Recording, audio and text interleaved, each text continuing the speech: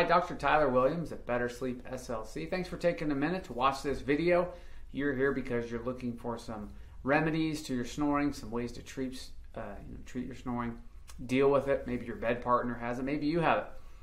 But it can be very annoying, and restless sleep is a huge issue that affects millions and millions of Americans. So you're definitely not alone. You're in the right place because we've prepared this video as a resource for you with some tools and things you can do starting today so that you can get past snoring. Now, first thing to understand is that for a lot of people, snoring isn't just snoring. There's actually a sleep disorder involved, and that may be you. So getting a screening or a consultation with a sleep professional is key to find out exactly what's going on. That way you can know how to best treat it. But there are some things that can really help you sleep better at night, and a lot of it goes down to some of your daily habits, and that's not fun. That's maybe not what you want to hear, but for a lot of people, changing that up can really make your life better. I'll give one example is eating late, and what you eat can have a huge impact, and then it can cause a recurring cycle. So there was a study done where they found that people who weren't getting as much sleep would actually crave and eat 30 to 40% more snacks late at night. Crackers, chips, junk food, ice cream, all that delicious stuff that's not good for us, especially late at night, and that we should be eating sparingly. So if you're not getting good sleep, then you're going to probably overeat late at night or eat things that you normally wouldn't or at a time you wouldn't, which will then potentially impact your sleep for that night, and then that repeating cycle may happen the next night. So if you're snoring, the first thing to do is think about your diet and when you're eating and what you're eating, and really by about 7-8 p.m. you should be ceasing eating. Even if you don't go to bed till 10 or 11, it's good for your body to have a few hours of not eating, so that right when you go to bed you're not eating or have just eaten, or it can help curb those cravings. And then also getting a full night's sleep will help you have a clearer mind and feel better. So you might be the kind of person who's thinking, man, I hit the alarm 5 or 6 times, I can barely get up, I'm groggy, 2-3 p.m. happens at work, all of a sudden you're thinking, man, I could use a nap right now, I'm just so tired, I'm working so hard, so burned out. It's not a good place to be. And a lot of people feel that, right? Sometimes for me it's hard to get up in the morning too. I want to keep hitting that snooze button. Just ask my wife. I'm the heavy sleeper, she's the light sleeper. And some of us are just naturally heavier sleepers, but for someone like me, I have to make sure that I'm avoiding overeating late.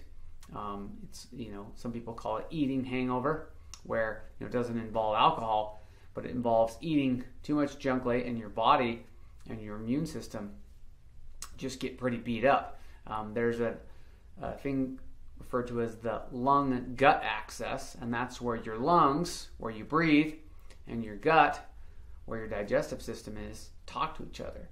And a lot of this new research has found that when your gut or your stomach is upset, or it's had too much bad food, or there's too much bad bacteria, or you have irritable intestines, those kind of things, it can actually talk to your lungs, and you can't breathe as well, which means that you may be snoring more, or it could lead to other sleep issues, or make your sleep apnea worse, or maybe make some of these things we talk about in these videos not quite as effective for you.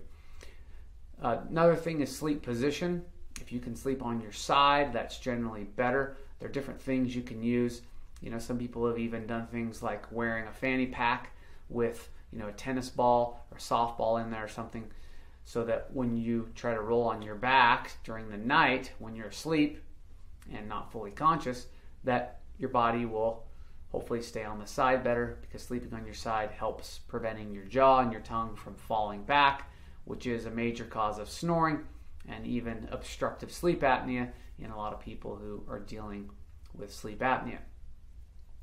The other thing about snoring that can really help is exercise, all right, fitness. For every pound, for every extra pound you gain, it takes about 3,500 calories of exercise to burn off that pound. And so regular exercise on a daily basis helps all of us burn a few extra calories and potentially keep that extra weight off. Extra weight will also cause your snoring to get worse because the extra fat in our neck and our tongue will actually press in on our airway. And your tongue is one of the places in your body that's known to change very quickly, with weight change or weight gain or loss of weight. And when your tongue gets too big, it's kind of like putting a toilet plunger in your mouth and then trying to suck air through it. It's going to be more difficult, and you're going to make that loud snoring sound. We offer sedation to a lot of patients in our other practice, which is our dental practice. And so we see people sedated all the time where they're, choking, coughing, gasping, snoring really loud, and it's a clear sign that there's some sleep issues going on there. So we invite a lot of our dental patients to come to our sleep practice so we can help get them screened and treated and provide some options for them.